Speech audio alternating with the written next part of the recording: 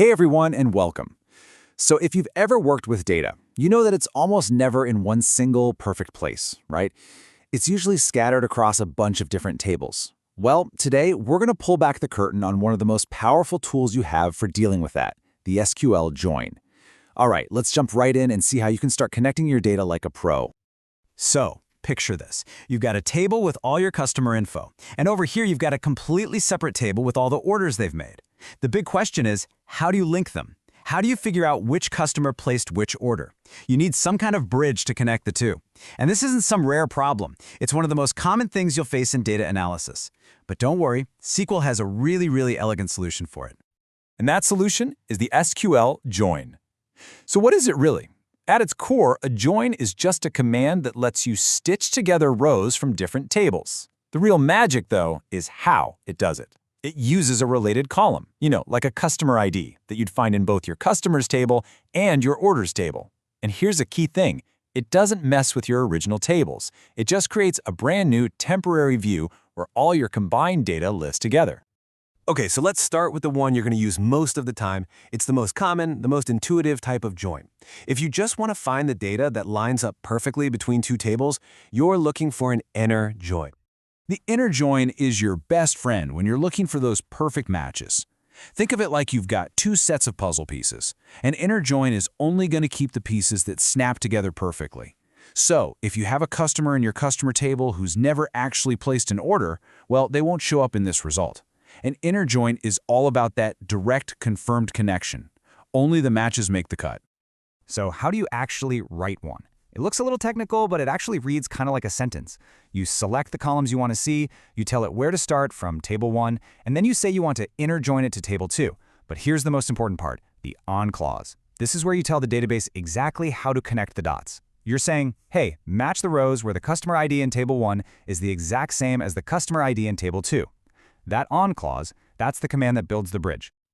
And boom, here's what you get back. Remember how our original customer table might have had people who haven't bought anything? Well, after an inner join, they're gone.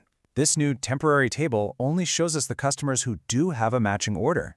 You get this super clean, focused list of your active buyers and what they bought, with no extra unmatched fluff. Okay, but perfect matches are great and all, but what if you actually want that extra data? What if you need to see the people who haven't placed an order? For that, we've got to move beyond the perfect match and look at outer joins. This is a really important question in analysis. Sometimes the absence of a connection is just as important as the connection itself. You might need a list of all your customers, whether they've bought anything or not. And that's exactly where an inner join just can't help you. It's time for outer joins to come to the rescue. First up is the left join. The logic here is pretty simple. Give me absolutely everything from the first table I mentioned, the left table, and then for each of those rows, go find any matching data you can from the right table. Now what if there's no match? No problem. The columns from that right table will just show up as null, which is just a fancy way of saying empty or no value here. And here's exactly what that looks like. See that? Every single customer is still on the list. The ones who have placed orders have all their order info right there next to them. But look, the customers who haven't ordered anything are still here too. They just have those null values in the order columns. Just like that, you can instantly spot your inactive customers. Super useful.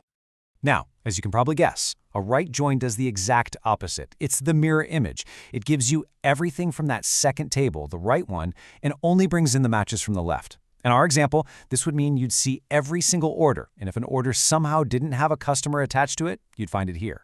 Honestly, it's not as common, but it works exactly the same way, just flipped. And for those times when you need the most complete panoramic view of your data, you've got the full outer join. This is the give me absolutely everything option, the whole shebang. It returns all the rows from both tables. If there's a match, it connects them. And if a row in either table doesn't have a match, it still shows up just with nulls on the other side. All right, so now that we've covered the big ones, inner and outer joins, let's dive into a couple of fascinating special cases that solve some very specific but very important problems. So this one sounds like a bit of a riddle, right? How, and more importantly, why, would you ever need to join a table to itself? Well, it turns out it's the perfect way to find relationships within the same set of data. It's called a self-join. And here's a perfect example. Think of an employee table. Every employee has their own ID, but they probably also have a column that lists their manager's ID. But that's just an ID number. To find out the manager's actual name, you have to join the employee table back onto itself. You match the employee's manager ID column to the manager's employee ID column. It's a really clever trick for working with any kind of hierarchical data, like an org chart. And then there's the cross join. I like to call this the everything by everything join. This one is different because it doesn't even look for a related column. Instead, it creates a massive result by matching every single row from the first table with every single row from the second. So if you have a table of t-shirt sizes and another table of colors, a cross join gives you every possible size and color combination. You got to be careful with this one though. It can create huge data sets very quickly. Okay, so we've covered what joins are, but let's talk about what makes them so essential. I mean, why not use other methods like subqueries to get the same information?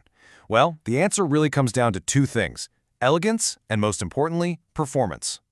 See, when you write a join, you're giving the database the full picture right from the start. The database can look at both tables, it can see the condition you gave it, and it can figure out the most efficient plan possible to get you the data. A subquery, which is a query inside another query, often forces the database to work in steps. It has to run the inner query first, save those results somewhere, and then run the outer query. It's usually a much less efficient two-step process.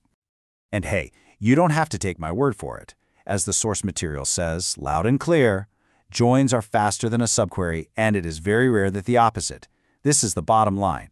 If you can write your logic as a join, you almost always should. It's just the faster, more optimized way to go. So, let's do a super quick recap of everything we've talked about. Number 1, SQL joins are your fundamental tool for combining data from different tables. 2, the inner join is for finding those perfect one-to-one matches. 3, the outer joins, that's left, right, and full, are what you use when you need the whole picture, even the stuff that doesn't match up. And finally, and this is a big one, joins are almost always going to be more efficient and faster than subquery. So now you have this amazing toolkit of inner, outer, self, and cross joins. You're totally equipped to connect data in some incredibly powerful ways. The next time you're looking at information scattered across different tables, you'll know exactly how to build that bridge. The only question left is, which join will you use to solve your next data puzzle? Thanks for watching.